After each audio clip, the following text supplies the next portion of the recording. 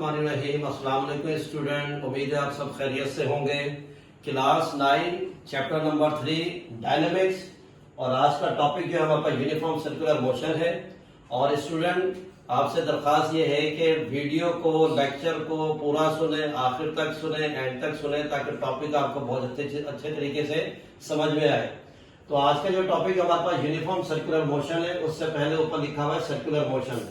When an object revolves in a circular orbit, its motion is said to be circular motion. एक object जो circular track पर move कर रहा हो और सर्कुलर पाथ पर मूव कर रहा हो, ऑब्जेक्ट की इस मूवमेंट को हम सर्कुलर मोशन कहेंगे। अब जो हमारे पास टॉपिक है यूनिफॉर्म सर्कुलर मोशन। यूनिफॉर्म का मतलब क्या है? इधर सेम, सिमिलर, कांस्टेंट, एक जैसी। तो जब भी कोई ऑब्जेक्ट सर्किल में मूव कर रहा होता है, मूव करते हुए ऑब्जेक्ट अपनी स्पीड को कांस्टेंट रखता है। अगर ऑब्जेक्ट सर्किल में मूव करते हुए अपनी स्पीड को कांस्टेंट रखेगा तो वो ऑब्जेक्ट कंटिन्यूअसली सर्कुलर पाथ पर मूव करता रहेगा। और अगर स्टूडेंट सर्कुलर पाथ पर मूव करते हुए अगर स्कूटर जो है वो मूव करते हुए अपनी स्पीड को बढ़ा लेगा तो फिर होगा क्या? वो स्कूटर उस सर्कुलर पाथ से बाहर चला जाएगा। क्यों? क्योंकि अब उसकी जो सर्कुलर मोशन है वो यूनिफॉर्म नहीं रही, क्योंकि जैसे ही उसने अपनी स्पीड को बढ़ाया है अनकंट्रोल होकर, अब वो बाइक जो है वो सर्किल से बाहर चली जाएगी, क्योंकि सर्किल से उसका लिंक नहीं होगा। क्यों नहीं होगा? क्योंकि वहां पर स्पीड जो है सर्कुलर मोशन यूनिफॉर्म नहीं है। और अगर वो सर्किल में मूव करते हुए ऑब्जेक्ट या साइकिल या स्कूटर सर्किल में मूव करते हुए अपनी स्पीड को कम करे और कम करे, कंटिन्यूअसली कम करता जाए, तो वो फिर सर्किल के इनसाइड, सर्किल के अंदर आके गिर जाएगा। तो सबसे पहले शर्त क्या है कि ऑब्जेक्ट सर्किल में उस वक्त तक मूव करता रहेगा जब तक ऑब्जेक्ट की स्पीड सेम होगी, तो वो ऑब्जेक्ट जो है वो सर्किल में मूव करता रहेगा। इसकी वर्डिंग में पढ़ रहा हूं, इसको फिर मैं एक्सप्लेन कर देता हूं। When a body moves in a circular orbit in such a way that it covers equal distance and equal interval of time, then its motion is said to be uniform circular motion. यानी कि एक object जो circular path में move कर रहा है वो equal distance, equal interval of time में कवर करता है। तो इसका मतलब क्या है? इस वजह से उस ऑब्जेक्ट की जो स्पीड कहलाएगी वो यूनिफॉर्म कहलाएगी, और उस ऑब्जेक्ट की जो मोशन है वो कौन सी कहलाएगी? Uniform circular motion. एग्जांपल दे रहा था फैन की।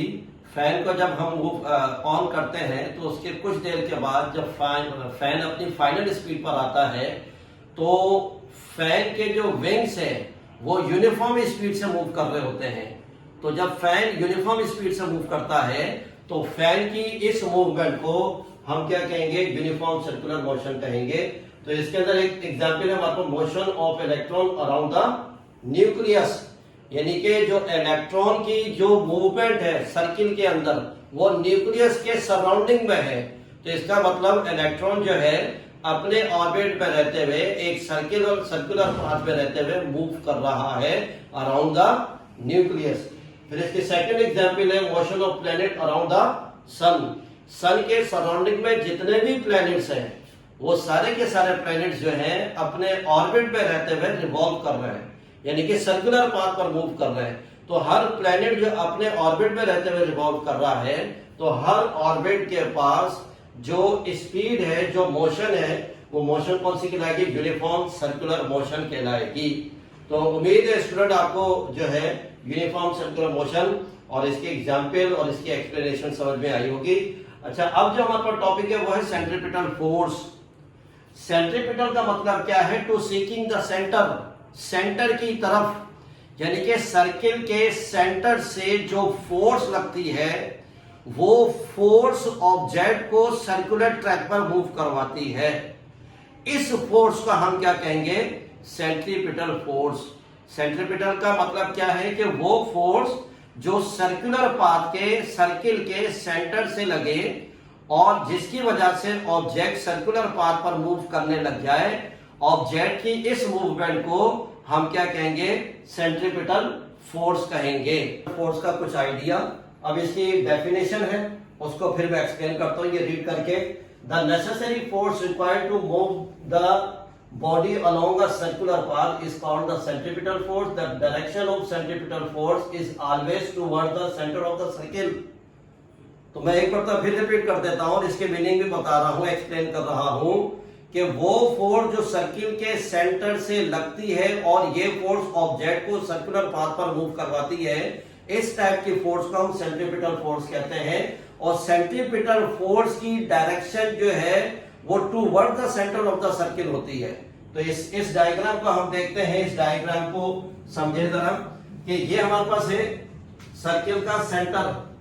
सर्किल के सेंटर से हमने फोर्स लगाई इस बॉडी पर, और बॉडी जब इस पॉइंट पर आई है तो बॉडी की मूवमेंट है अभी स्ट्रेट पाथ में, लेकिन जैसे ही सर्किल के सेंटर से फोर्स लगेगी, ये फोर्स इस ऑब्जेक्ट को बजाय सीधा जाने के इसको कर्व पाथ में मूव करवा देगी।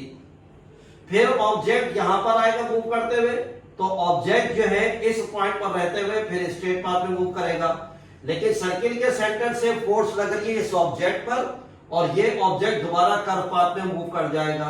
फिर सर्किल के सेंटर से यहां पर फोर्स लग रही है, लेकिन ऑब्जेक्ट की डायरेक्शन इस पॉइंट पर लीनियर वेलोसिटी की ये है, लेकिन ये जो सेंट्रल फोर्स है ये ऑब्जेक्ट को सर्कुलर ट्रैक पर मूव करवा देगा। तो इसका मतलब क्या है कि जो सर्किल के सेंटर से फोर्स लग रही है, ये फोर्स ऑब्जेक्ट को सर्कुलर पाथ में मूव करवा रहा है, और सेंट्रीपिटल फोर्स की जो डायरेक्शन होगी वो सर्किल के सेंटर की तरफ होगी। ये तो हमारे पास जो है वो सेंट्रीपिटल फोर्स आ गया। अब सेंट्रीपिटल फोर्स का जो फार्मूला है Newton second law of motion, F = ma। C दोनों के साथ इस वजह से लगाया है क्योंकि हम सेंट्रीपिटल फोर्स की बात कर रहे हैं, और फिर सेंट्रीपिटल एक्सेलरेशन का फार्मूला तो Fc = m सेम रहेगा। AC हम पहले बता चुका हूं मैं आपको, v²/r। तो ये जो फार्मूला ये हमारे पास किसका है, सेंट्रीपिटल फोर्स का फार्मूला है। और फिर स्टूडेंट ये आखिर में factor on which centripetal force depend, वो कौन से फैक्टर हैं जिसके ऊपर सेंट्रीपिटल फोर्स डिपेंड करती है।